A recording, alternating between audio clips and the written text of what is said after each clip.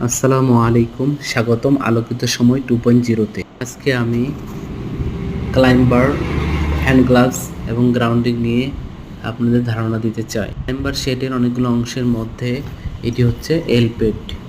এটি দেখতে এল এর মতো, আর এই অংশটি হলো আপার স্টেপ।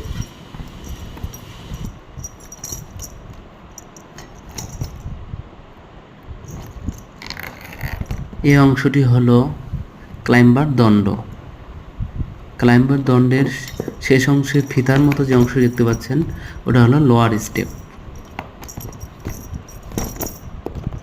আর আমার হাতে যে অংশ দেখতে পাচ্ছেন এটি হলো গ্যাপ। এটি পোলের মধ্যে মারলে আটকে থাকে। এটা হচ্ছে ক্লাইম্বার দণ্ডের সাথে আটকানো থাকে। এরপরে যেটি দেখতে পাচ্ছেন এটি হচ্ছে হ্যান্ড গ্লাভস।